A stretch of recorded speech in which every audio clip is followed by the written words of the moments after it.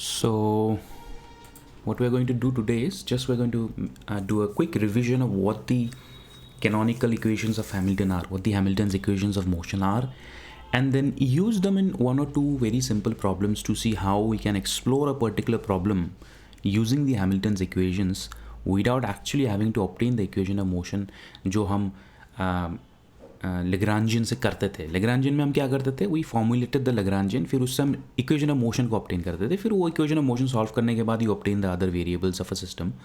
But यहाँ पे Hamilton's equations में you don't need to obtain the equation of motion straight away. You can obtain some of the quantities without actually having to solve the equation of motion. ठीक है. So let us do a quick revision of the Hamilton's equations of motion and then we will do a few problem solving. So first of all, we defined generalized coordinates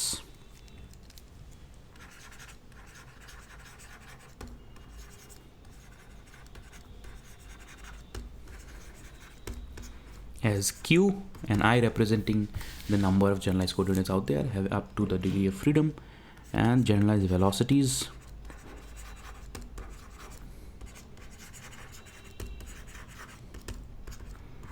as qi dot, and then you have the Lagrangian,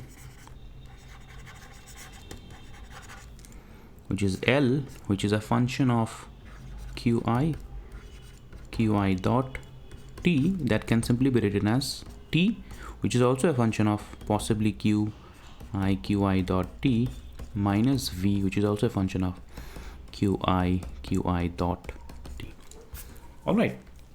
अब जो है Lagrangian formulation में what you do is you just obtain the Lagrange equation and then equation of motion वगैरह वगैरह. But in the Hamilton's formulation, what you can do is, even before you obtain the equation of motion, you can obtain what is known as the generalized momentum. You remember generalized momentum?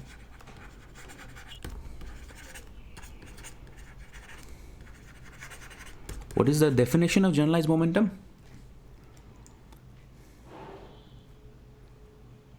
What is the definition of generalized momentum? Del L by del Q dot. Very good. So pi, so depending on how many variables are there can be various components. So pi is del L upon del Q dot. Right, this is a generalized momentum. So here I can give you a simple example, all right, of what different, it can represent anything. It can represent linear momentum, it can represent angular momentum, etc, etc. So I can give you a small example. For example, if for a free particle, matlab if you are analyzing a free particle, then the Lagrangian for a free particle is simply nothing but half m x dot square. Okay, for a free particle qi is nothing but x, that's all. In that kind of a situation, your generalized momentum is pi or p1 or px is nothing but del upon del x of half m x dot square, which is nothing but half mx dot. What is mx dot here? What is this? Linear momentum. This is the linear momentum. So you can get an idea about the linear momentum without solving the without solving the equation of motion, without obtaining the equation of motion, just straight away from the Lagrangian. All right. Similarly, for example, if I replace for some sort of a rotational motion, some kind of rotational motion, we will do a few problems later on where we replace qi with, let's suppose, theta. Then if I replace theta, then this simply becomes that p theta is nothing but del L upon del theta dot. Now depends upon what the system is, L can have a particular value, but in that kind of a situation, this will simply represent your angular momentum.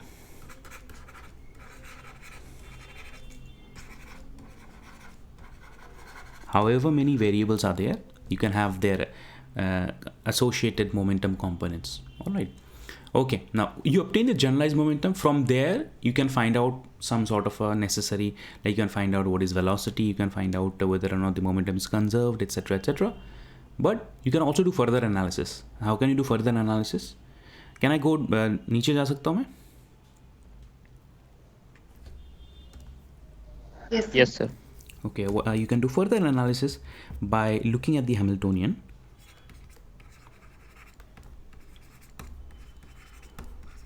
Now, what is the Hamiltonian? H. Do you remember? I defined the Hamiltonian as PQ dot minus L. PQ dot minus L. Because there can be more than one degree of freedom, therefore there can be many variables x, y, z. So, agar there are many variables, then Pi Qi dot summation over I minus L. Okay, what does this mean?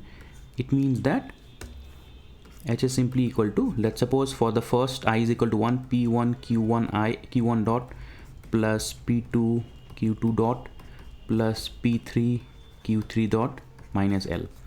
मतलब जितनी भी degrees of freedom है, ठीक है. अगर x y z coordinate space में move कर रहा है, if the particle is in the 3 dimensional space, is travelling in 3 dimensional space and its coordinates are x, y and z, तो फिर हम यहाँ पे लिख सकते हैं पी एक्स, ठीक है, x dot plus p y, y dot plus p z, z dot minus L. L itself is also a function of x, y and z respectively. All right, so this is the simplest way.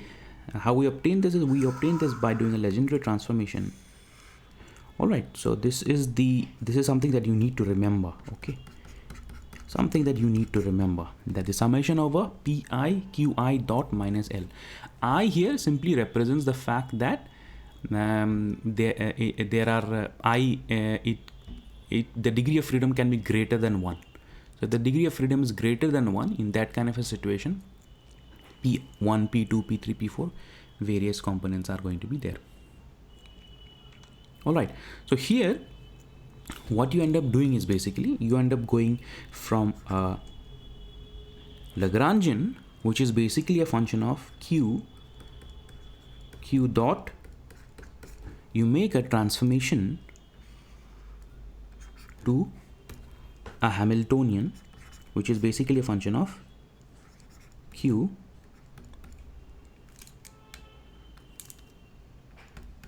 P, sorry, just P and time. All right, so this equation involves a transformation from the Lagrangian, which is a function of Q dot and time, to a Hamiltonian, which is a function of Q, P and T. And once you obtain the Hamiltonian, what further analysis you can do is you can apply the Hamilton's equations of motion.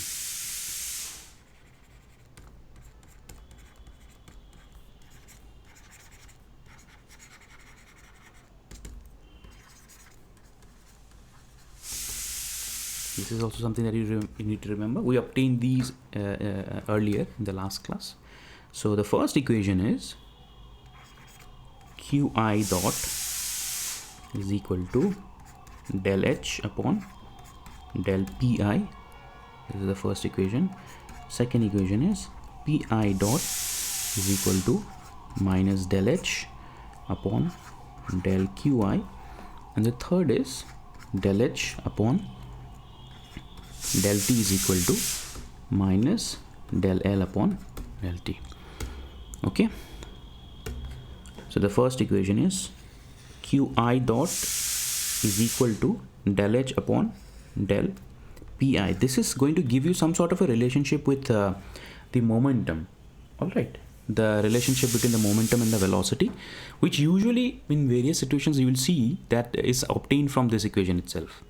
इस equation से हम जो obtain करेंगे, that is something that we are going to obtain here in the first equation of the Hamiltonian. Okay, but the second equation is probably going to give you, because it's a time derivative of the momentum, is going to give you some kind of an equation of motion that can be solved for further analysis.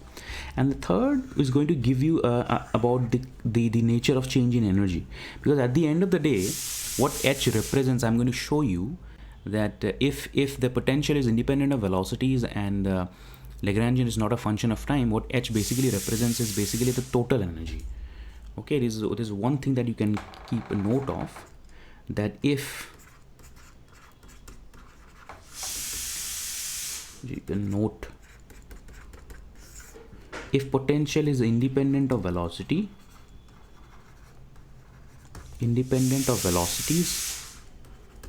because usually most of the time the potentials are just dependent on the coordinates, not dependent on velocity terms, and Lagrangian is independent of time. By independent of time I can say it's not an explicit function of time,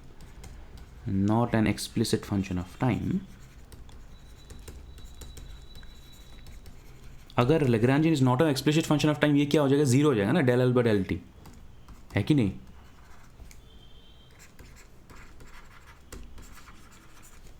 zero हो जाएगा, and वो इसलिए because of conservation of energy, because H simply represents total energy.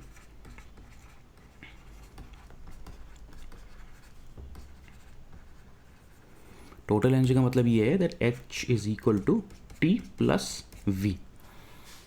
Okay, एक दो मैं किसी example में इसको शो कर दूंगा दैट जहाँ पे भी पोटेंशियल जो है आपका it's an independent of velocities, Lagrangian is independent of time, then H represents total energy, T plus V. L represents T minus V, H represents T plus V. These equations are clear. First equation, this one, and then these second one, transformation between Lagrangian to Hamiltonian, and third, these three equations. Are these clear? Yes, sir. These are all known as canonical equations.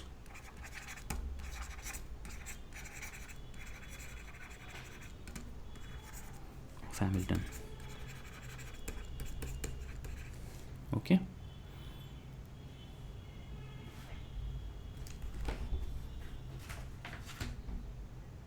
And this is also sometimes known as canonical momentum.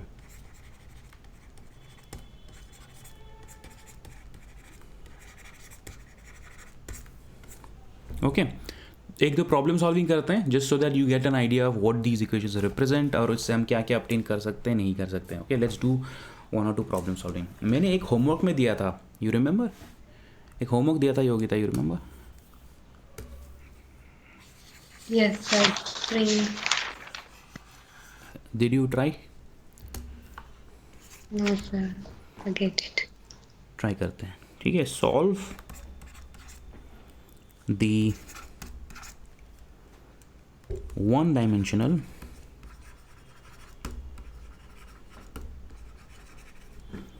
harmonic oscillator. What is a harmonic oscillator? Anybody knows? What is a harmonic oscillator?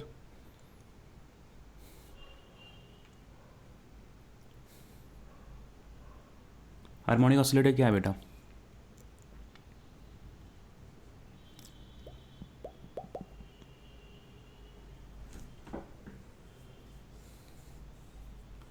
What is a harmonic oscillator? नहीं पता? Third year में हो तुम लोग? Have you heard of the term harmonic oscillator? सुना है? Yes, sir. है क्या?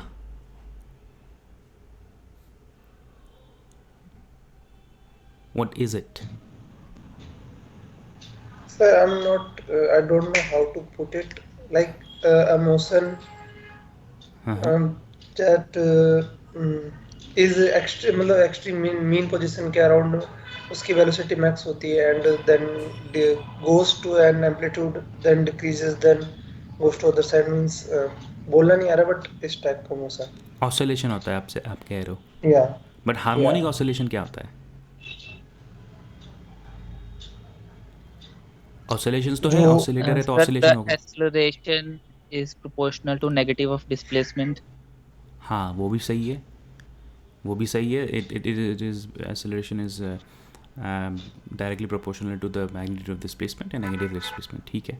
और उसका जो resultant motion होता है कैसा होता है? Resultant motion SHM का नाम सुना है? Yes. H का मीनिंग क्या है? Harmonic. सिंपल हार्मोनिक मोशन है ना, so it represent some kind of Yes. Sinusoidal variation.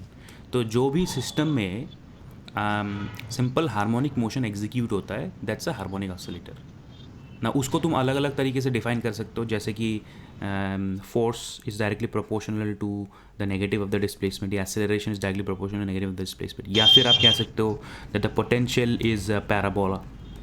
ठीक है, आपने क्वांटम मैकेनिक्स में तो पढ़ा ही है ना, potential is a parabola. Yes. तो all of these represent various systems that are harmonic oscillators. ठीक है, हम या तो फोर्स के साथ डील करते हैं या तो पोटेंशियल के साथ डील करते हैं। हम बोलते हैं फाइनल सोल्यूशन जो है दोनों के केस में SHM ही होता है।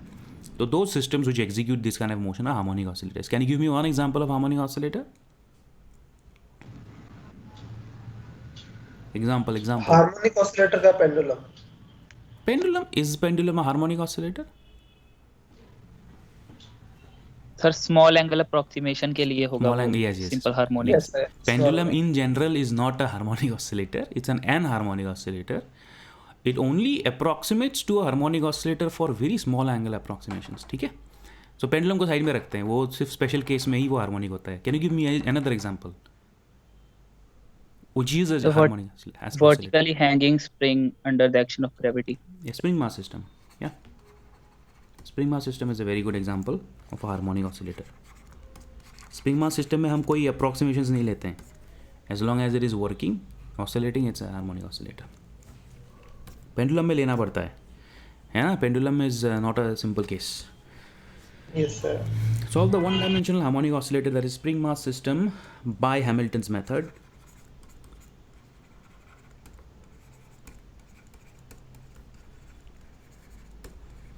By Hamilton's method, and find the Hamiltonian of the system.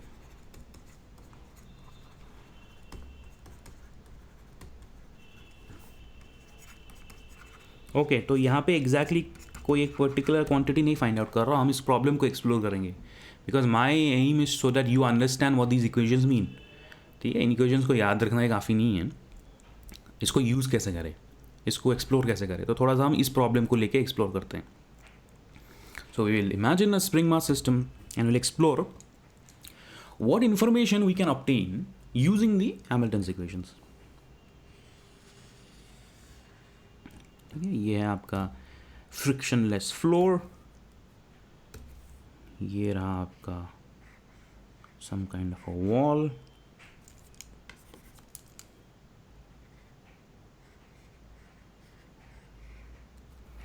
और ये रहा आपका spring mass system.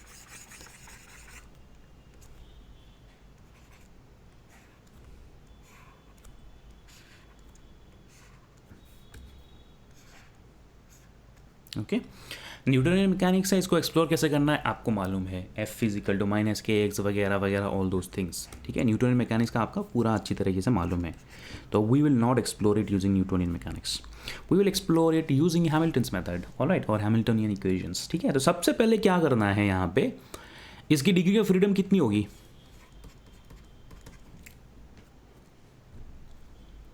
What is the degree of freedom of the system? 1. Very good, degree of freedom is 1। तो फिर हम जनरलाइज कोऑर्डिनेट किसको मान सकते हैं? एक्स को मान सकते हैं। So let's suppose, very good, so this is the x direction. Okay, ये एक्स डायरेक्शन है, तो इसका जो मोशन है सिर्फ एक्स डायरेक्शन में ही रेस्ट्रिक्टेड है, एक्स डायरेक्शन में रेस्ट्रिक्टेड है, एक्स मान लेते हैं, और Q1 डॉट हम मान लेते हैं x dot. X dot represents the velocity, x dot is equal to the dx upon dt, velocity along the x axis. ठीक है, सो यहाँ पे काइनेटिक एनर्जी कितना होगा बेटा? What is the kinetic energy here? Half mx dot square. Half mx dot square, very good. And the potential energy is? Half kx square. Half kx square, very good. Now, अगर Lagrangian approach से हम करते हैं तो यहाँ पे क्या करते हैं? सबसे पहले तो हम Lagrangian को ऑब्टेन करते हैं, then Lagrangian is equal to t minus v, which is equal to half m x dot square minus half kx square। ठीक है, इसके बाद हम क्या करते हैं, इसके बाद हम सिंपली इसको Lagrange इक्वेशन में पुट कर देते हैं, d by dt of del L by del x dot minus del L upon del x equal to 0, है ना। फिर उसको हम एक्सप्लोर करते हैं, इस इक्वेशन ऑफ मोशन को एक्सप्लोर करके हम बाकी सारे क्वांटिटीज़ को निकालते हैं। यस, बट यहाँ पे हम वो नहीं करेंगे, We will not do that because the question has specified that we are interested in the Hamilton's equations. In the Hamilton's equations, we don't need to look at the Euler-Lagrange equation. What we need to look at is these things. We need to look at the generalized momentum, we need to look at the Hamiltonian, and then we need to look at the Hamilton's equations of motion. ठीक है, सो यहाँ तक तो सब same है, but from here थोड़ा सा change आ जाएगा. What we are going to do with it. तो सबसे पहले हम क्या करेंगे, we will look at the canonical momentum. देखें कैनोनिकल मोमेंटम और generalize momentum. What is canonical momentum? P i के जगह पे हम पी एक्स लिख देते हैं क्योंकि यहाँ पे एक ही कोऑर्डिनेट होता है. डेल एल अपॉन क्या है बेटा, डेल एक्स डॉट. तो what is this, del upon del x dot half m x dot square minus half k x square. What is this, what is this, minus kx. Sorry यहाँ पे x dot है. What is this, mx dot. mx dot. So first equation, first solution we get is, or we just get what we already know, that px is equal to mx dot. आप फिर आप यहाँ पे कह सकते हो sir हमने इसको ऑब्टेन किया, हमें तो मालूम ही है मोमेंटम जो मास टाइम्स वेलोसिटी. वेल ज़रूरी नहीं है ना, मतलब वो सिर्फ लीनियर मोमेंटम के लिए ट्रू होता है. It's not necessarily true for everything. Like for example angular momentum को मैं p theta is equal to m theta dot नहीं लिख सकता हूँ है कि नहीं. Angular momentum is not m omega. So it's not true all the time, it's only true on certain specific situations. तो ये हो गया आपका कैनोनिकल मोमेंटम. ठीक है, पहली बात. दूसरी बात यहाँ पे ओके, अब हैमिल्टोनियन को फाइंड आउट करना. क्या फाइंड आउट करना बेटा? स्टेप वन ये फाइंड आउट किया. स्टेप टू हम क्या फाइंड आउट करेंगे, Hamiltonian.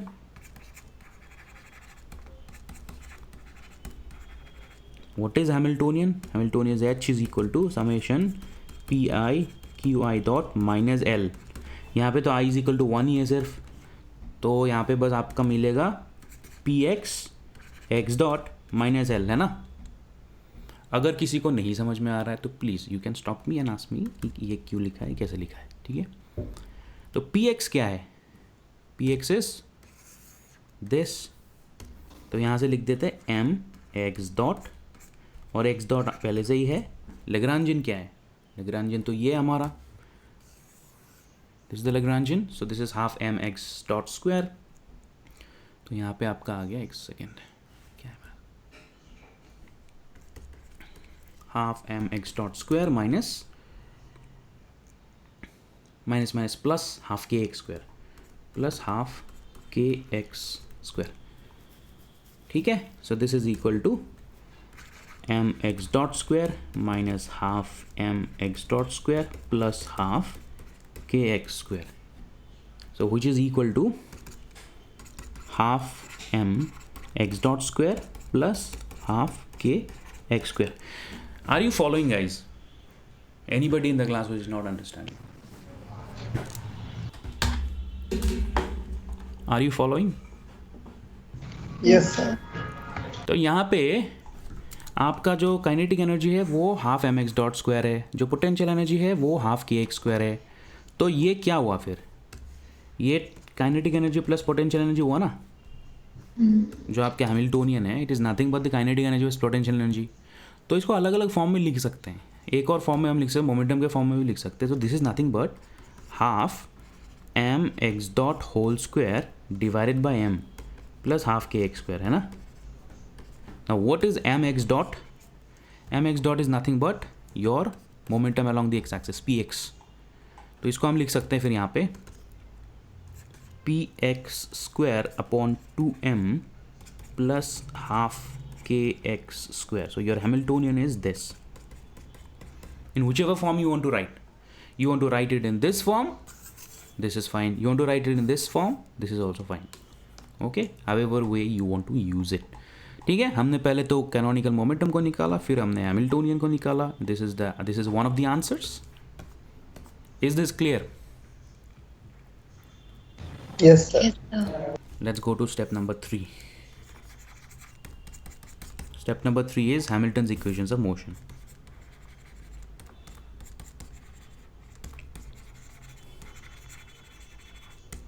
Hamilton's equations of motion. So these are the Hamilton's equations of motion जो मैंने अभी थोड़ी देर पहले यहाँ पे obtain किया था. Number 1, number 2 and number 3.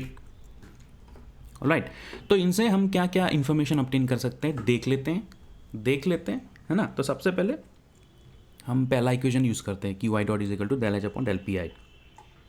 ठीक है, पहला इक्वेशन, व्हाट इज पहला इक्वेशन? पहला equation is QI dot is equal to del H upon del PI. Okay, अब QI डॉट क्या है? यहाँ पे x डॉट है ना, और del H upon del PX है. ठीक है, तो इसको अगर हम करेंगे del अपॉन del PX, तो यहाँ से हम कौन सा यूज़ करें? ये वाला यूज़ करें, ये वाला यूज़ करें? मुझे लगता है ये सेकेंड वाला बेटर रहेगा, क्योंकि यहाँ PX के साथ डिराइवेटिव हो रहा है ना. हैमिल्टोनियन का जो सेकेंड फॉर्म है उसको लिखते हैं, बिकॉज ये derivative is with respect to PX. It will be easier for us, इसलिए मैंने इसको ऑब्टेन किया है. तो इसको PX square upon 2m plus half KX square is equal to, यहाँ पे क्या आएगा बेटा? PX upon m. PX upon m. So this is nothing but PX is equal to mx dot. Same thing that we obtained from the definition of canonical momentum actually. So x dot. हाँ, x dot, sorry, x dot. So same thing we have obtained from here. This is the same thing. ये same चीज़ है जो हमने starting में ही obtain किया था, PX is equal to mx dot. तो यहाँ पे भी हम मोमेंटम को निकाले. तो यहाँ से आपको क्या मिल जाएगा? यहाँ से आपको मोमेंटम मिल जाएगा अगर आपको वेलोसिटी पता है तो. अगर आपको वेलोसिटी चाहिए, अगर मोमेंटम पता है तो यहाँ से वेलोसिटी निकल जाएगा. So you can find all of this from these expressions. ठीक है, so let's go ahead to the second equation. Second equation हमारा था, सेकेंड इक्वेशन क्या था यहाँ पर? सेकेंड इक्वेशन था PI dot is equal to minus del H by del QI, है ना. PI dot is equal to minus del H by del QI. Again, यहाँ पे I is nothing but 1 corresponding to x. So PX dot is equal to minus del H upon del x. हाँ, अब हमें derivative करना with respect to x. तो अब हम Hamilton के कौन सा फॉर्म लिखेंगे? It's better to write it in this form और दिस फॉर्म.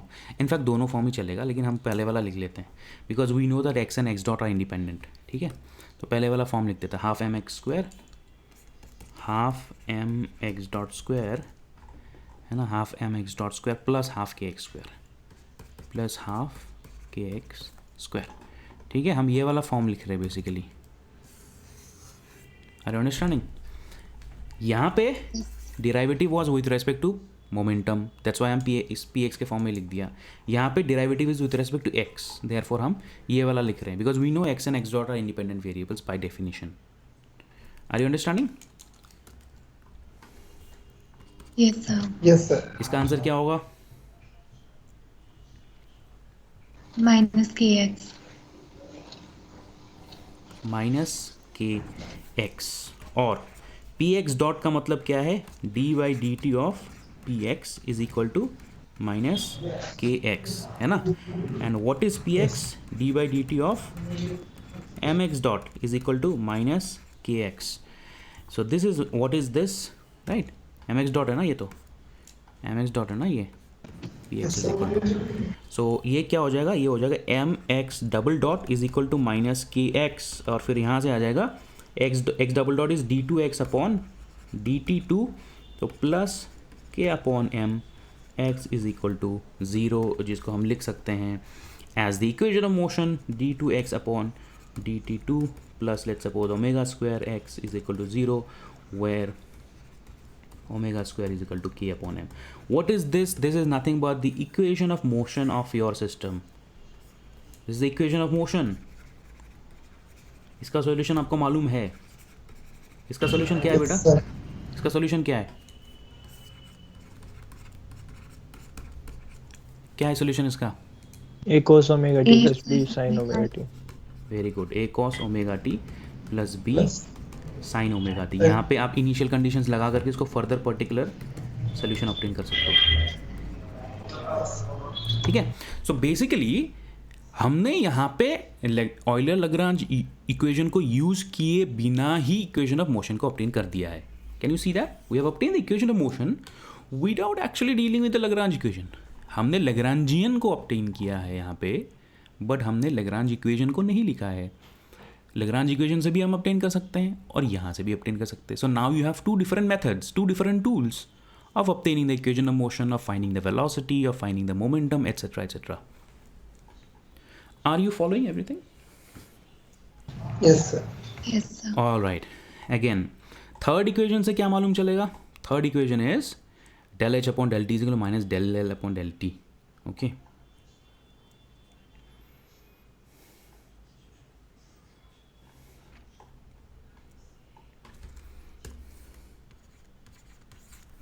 थर्ड से del H upon del T is equal to minus del L upon del T.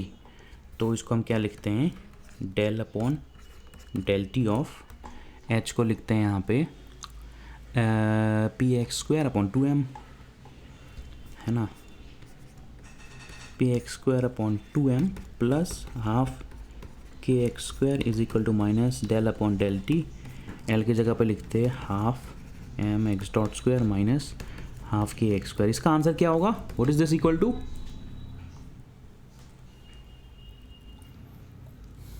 What is this equal to? 0. This is equal to 0. Can anybody tell me the significance of this 0? When you do a derivative with respect to time, it's coming to be 0. This means Total energy is conserved. total energy is conserved. Okay.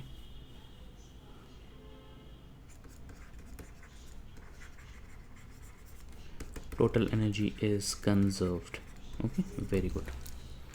So this is one way of analyzing a particular problem using the Hamilton's equations. Any question in this particular problem?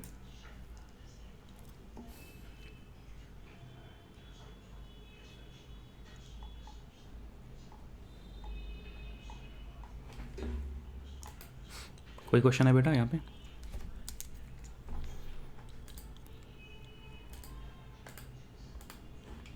Shall we move ahead to another problem?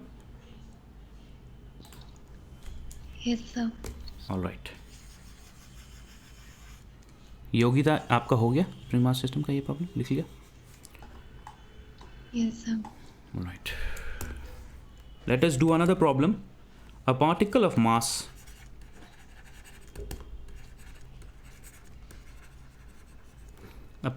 mass m is attracted to a fixed point. देखो exam में आपका कोई भी question आ सकता है. आई am just telling you the approach. Okay, जिस तरह से लैग्रांजियन का एक पर्टिकुलर अप्रोच है, उसी तरह से हैमिल्टन इक्वेशंस को यूज़ करने का भी एक अप्रोच है, वो मैं समझा रहा हूँ. Particle of mass m is attracted to a fixed point O by an inverse square force law. By an inverse square force law, let's suppose Fr is equal to minus k upon r square. Maybe gravitational force, maybe some other force, electrostatic repulsion, whatever it is. By an inverse square force law, solve using Hamilton's equations.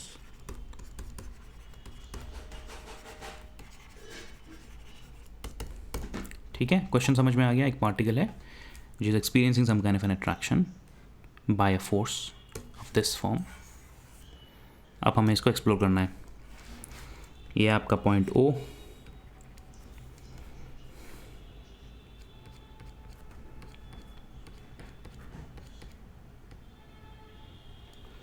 Particle है, let's suppose this is the particle M. Polar coordinates अगर हम देखेंगे तो reference axis की ज़रूरत है. Reference axis, polar axis जिसको बोलते हैं, उसके रेस्पेक्ट में आपका क्या आएगा? दो चीज़ें आएंगी. एक तो आपका रेडियल डिस्टेंस और angular displacement of reference axis. पता है ना आपको? Yes sir.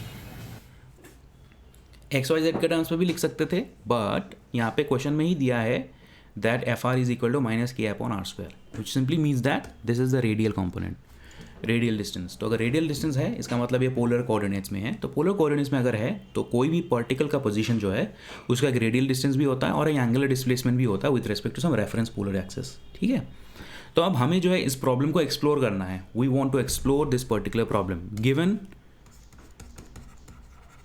That F R is equal to minus के अपॉन आर स्क्वायर। तो पोटेंशियल क्या होगा बेटा इस केस में?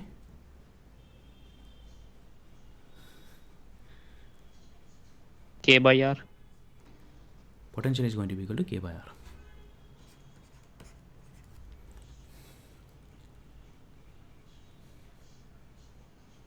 एक सेकेंड, पोटेंशियल अगर K by R है तो हम यहाँ पे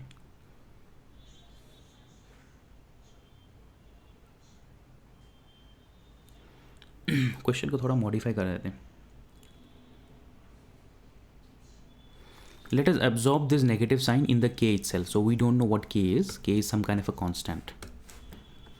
Because मैंने क्वेश्चन एक्चुअली नोट्स में ऐसे सॉल्व किया है।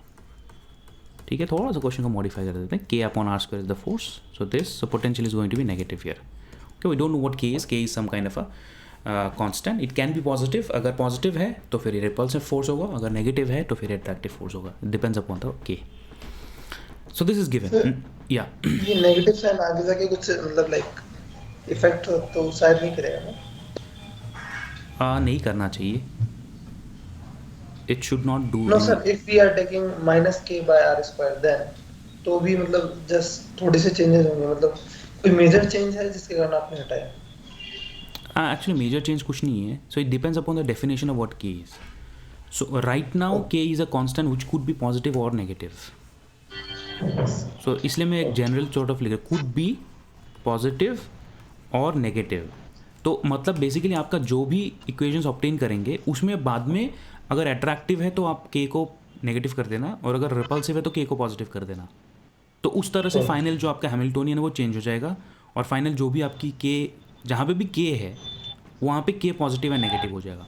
अभी मैं अगर नेगेटिव लिख देता तो बेसिकली ये है कि I am already saying that it is an attractive force, है ना। अगर मैं अभी नेगेटिव लिख दूँ तो I am just saying that it's an attractive force, but मैं अगर नेगेटिव नहीं लिखता तो I am opening up the possibility that it could be positive और negative, that means it could be attractive as well as repulsive. Both possibilities are there. जहाँ पे भी के होगा बाद में वहाँ पे आप पॉजिटिव लगा दो, नेगेटिव लगा दो, whether the force is positive और नेगेटिव डिपेंडिंग अपॉन दैट, है ना।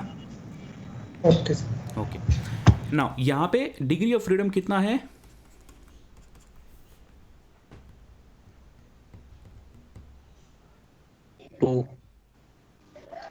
डिग्री ऑफ फ्रीडम है 2। अगर 3 डायमेंशनल स्पेस में मूव कर रहा है तो बेसिकली डिग्री ऑफ फ्रीडम होना चाहिए 3। बट एक बहुत ही इंटरेस्टिंग प्रिक्युलैरिटी है जहाँ पे इन्वर्स स्क्वायर फोर्स लॉ होता है। आपको पता है किसी को जहाँ पे इन्वर्स स्क्वायर फोर्सेस होते हैं? This a very interesting peculiarity of those kind of problems. Sir, motion is restricted to a plane. Very good, very good. It is a very interesting and a very peculiar sort of a property of inverse square forces that motion is always restricted to a plane. तो मैं उसको फिर prove नहीं करता हूँ, आपको मालूम है। Very good answer. सो अब मैं दिखा दूंगा ये मोशन रेस्ट्रिक्टेड टू प्लेन है, तो इसलिए मोशन अगर रेस्ट्रिक्टेड टू प्लेन है तो डिग्री ऑफ फ्रीडम हो जाएगा 2। ठीक है, that is something peculiar. We can start with 3D। हम एक फाई को भी मान के चल सकते हैं, but ultimately P5 will come out to be 0। ठीक है, तो इसको मान के चलते हैं। Degree of freedom is going to be 2। तो डिग्री ऑफ फ्रीडम 2 है तो आपके generalise coordinates let's suppose Q1 और Q2 है, तो Q1 हो गया आपका R और Q2 हो गया आपका थीटा, एंड Q1 डॉट आपका हो गया R dot and Q2 dot आपका हो गया theta dot. So basically these are the generalized coordinates and these are the generalized velocities. Alright, अभी जो है आपको क्या फाइंड आउट करना है? अभी क्या फाइंड आउट करना है? Anybody can tell me?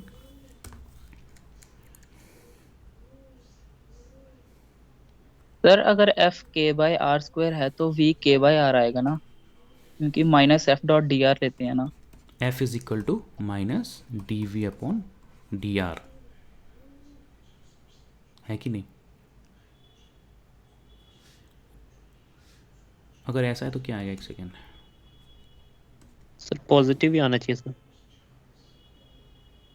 हाँ you are right, minus D upon D R, okay okay, minus D upon D R. तो वी अगर आपका माइनस के अपॉन आर है तो ये हो जाएगा D upon D R of, हाँ यार कैसे मिस हो गया मेरा, so this is equal to -1 R to the power -2, this is minus के अपॉन आर स्क्वायर। यस यार कैसे कैसे मिस्टेक हो जाता है ना।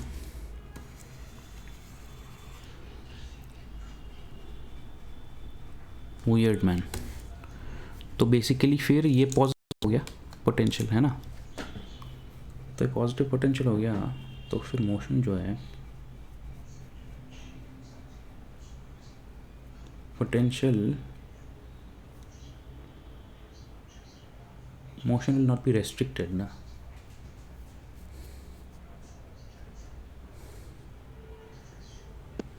ओके चलो फिर मुझे लगता है यहाँ पे थोड़ा सा एक और एनालिसिस, अगर मोशन जो है, अगर फोर्स जो है, if force is going to be attractive then potential will be a well, है ना, लाइक दिस।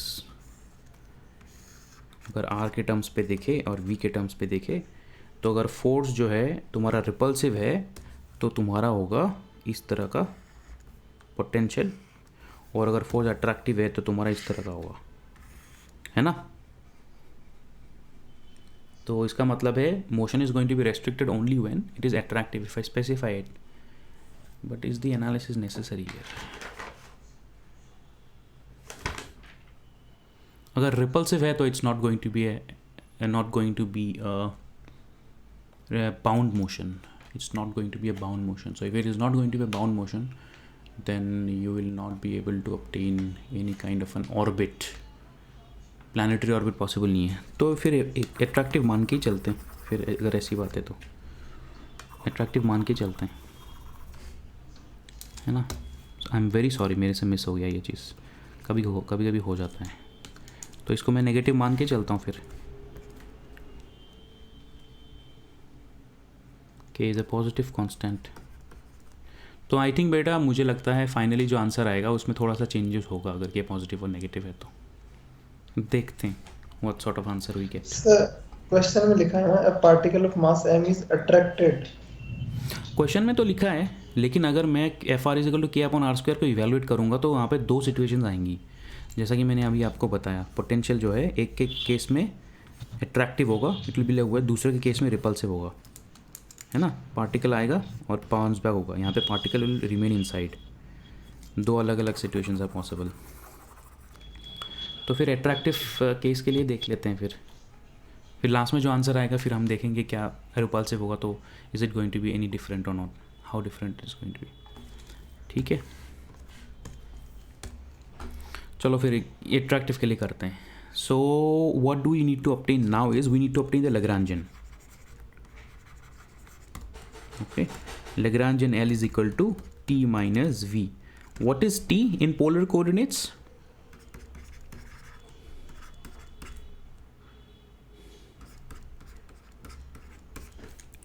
Polar coordinates से velocity कितना होता है?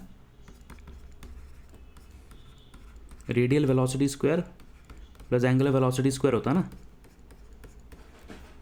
Yes sir. Radial velocity कितना होता है? R dot। एंगुलर वेलोसिटी कितना होता है? आर थीटा डॉट, है ना। तो आपका जो है this comes out to be half m r dot square plus half m r square theta dot square plus k upon r। This is your Lagrangian.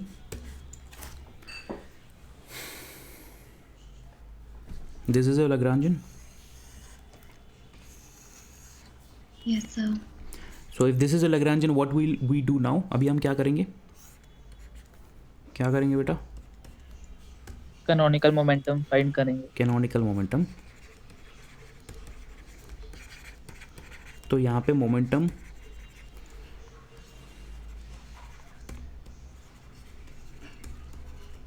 यहाँ पे डिग्री ऑफ फ्रीडम 2 है, तो यहाँ पे दो वेरिएबल्स आते हैं, एक तो r है और दूसरा है आपका थीटा, है ना।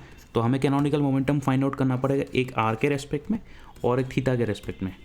r के रेस्पेक्ट में होगा del L upon del r dot, और थीटा के रेस्पेक्ट में होगा del L upon del theta dot. Fine. So one is going to give us the radial momentum along the radial direction, the other is going to give us the angular momentum. So this is nothing but del upon del r dot. तो ये कितना आएगा, r dot is m r dot, that's it, है ना। और ये कितना आएगा, m theta dot m r square theta dot, है ना। So pr is equal to m r dot and p theta is equal to m r square theta dot. So one gives us the transverse or linear component of the momentum, the other gives us the angular momentum. Fine. जितनी भी आपकी coordinates होंगी उतने ही उसके corresponding canonical momentum होगा with respect to r, with respect to theta. This is fine. Next हम क्या करेंगे,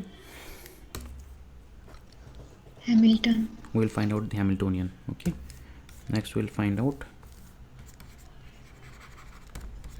Hamiltonian का एक्सप्रेशन है आपका h is equal to summation i over P I Q I dot minus L. तो यहाँ पे पी आई क्यू आई में क्या होगा, एक तो होगा पी आर आर डॉट, दूसरा होगा P theta theta dot minus L, है ना। Yes, sir. So this is equal to PR R dot. PR is nothing but M R dot plus P theta is nothing but M R square theta dot minus L. L क्या है, L is half M R dot square minus half M R dot square, फिर plus half M R square plus half, तो minus हो जाएगा ना, half M R square theta dot square plus K by R minus के by are. ठीक है, तो ये आपका हो गया एम आर स्क्वायर, ये हो गया half M R dot square plus half M R square theta dot square minus के by r. This is your Hamiltonian. Yes sir. इसको हम ऐसा भी लिख सकते हैं m are dot whole square upon two m plus m r theta dot m are square theta dot है ना, m are square theta dot whole square divided by two into क्या होगा, टू इंटू एम, है ना, two into M ही होगा, नहीं M R square होगा ना यहाँ पे, हाँ 2 mr स्क्वायर माइनस के अपॉन आर। तो ये न्यूमरेटर क्या है यहाँ पे, this is nothing but p r, और ये न्यूमरेटर क्या है यहाँ पे, this is nothing but p theta m are square theta dot. तो इसको हम ऐसे भी लिख सकते हैं p r square upon 2m plus p theta square upon 2mr square minus के upon r. Yes,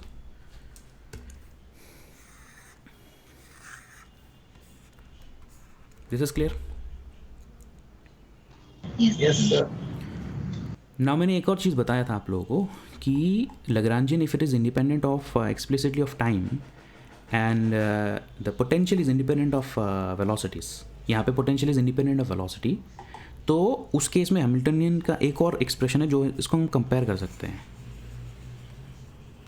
Hamiltonian is nothing but h is nothing but t plus V, ये सब करने की ज़रूरत भी नहीं थी, है कि नहीं। तो t प्लस वी, यहाँ पे t जो है और v जो है इसको ऐड कर दो, t is half M R dot square plus half M R square theta dot square plus v, तो प्लस v इज़ माइनस के बाय आर, तो माइनस के बाय आर हो जाएगा यहाँ पे, माइनस के by R, that's it. This is the same ना, ये सेम है। तो that means you know in this particular case this is, you can also obtain the Hamiltonian in A short manner. मतलब अगर ये लेफ्ट हैंड साइड में जो है वो लंबा हो गया थोड़ा सा, और राइट हैंड साइड में जो वो थोड़ा शॉर्टकट हो गया। ऑलराइट, तो आपने अगर हैमिल्टोनियन ऑब्टेन कर लिया है, now finally what you can do is you can obtain the equations of motion. ठीक है,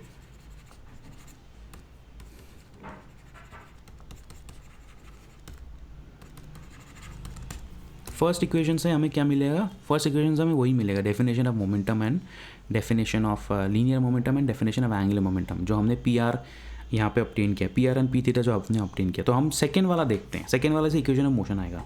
सेकेंड वाला इक्वेशन क्या था? हमें यहाँ पे 3 है, ठीक है।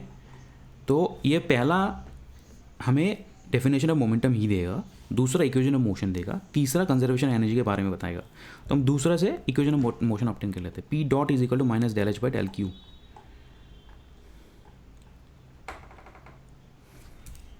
So P dot I is equal to minus del H by del Q I। Okay, तो यहाँ पे हमारे पास 2 इक्वेशंस आएंगी बिकॉज Q भी 2 है। तो एक आएगा P R dot is equal to minus del H by del R, दूसरा आएगा P theta dot is equal to minus del H by del theta, है ना। तो फिर इसको एक्सप्लोर कर सकते हैं, अभी इसको एक्सप्लोर करते हैं। तो P R dot, what is P R? P r क्या है बेटा? P r is m are dot, तो d by d t of m are dot is equal to minus del upon del r of H. इसको हम लिख सकते हैं जैसे भी लिखे, half M R dot square,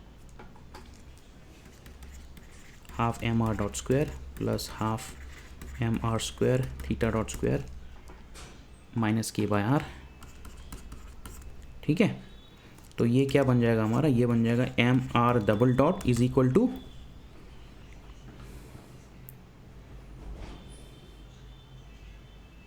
तो माइनस को मैं इधर लेके आता हूँ, इज इक्वल टू पहला तो 0 हो गया, दूसरा क्या हो गया? M r theta dot square, okay, minus minus plus, minus 1 minus plus k upon are square. तो ये आपका एक इक्वेशन ऑफ मोशन हो गया। So this is equal to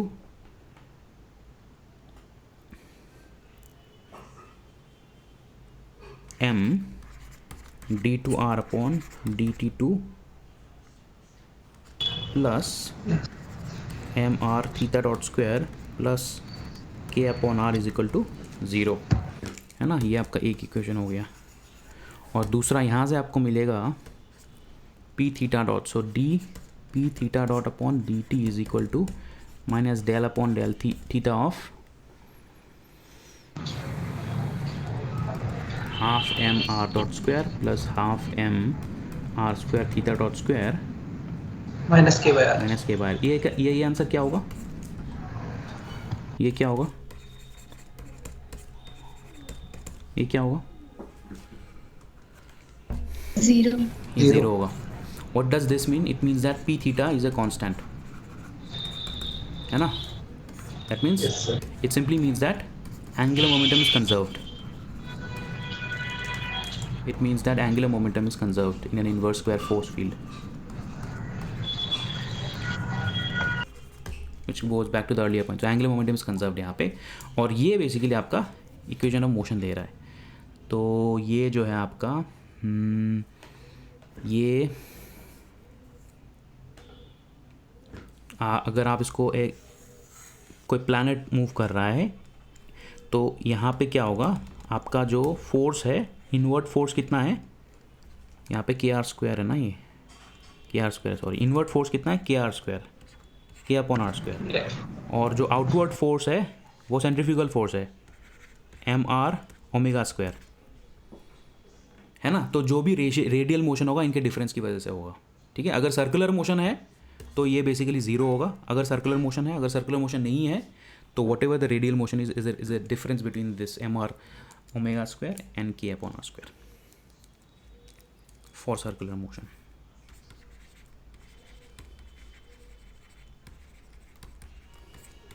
if it is in a bound state. I think I have cross the time. आप लोग का दूसरा क्लास भी है क्या अभी? No, sir. All right, but I have one more class at 3 PM. ठीक है, तो अभी आज के क्लास में समझ में आया. Will continue this discussion in the next class also. But have you understood a general idea of how to apply the Hamilton's approach in problem solving? Yes, sir. Yes, sir.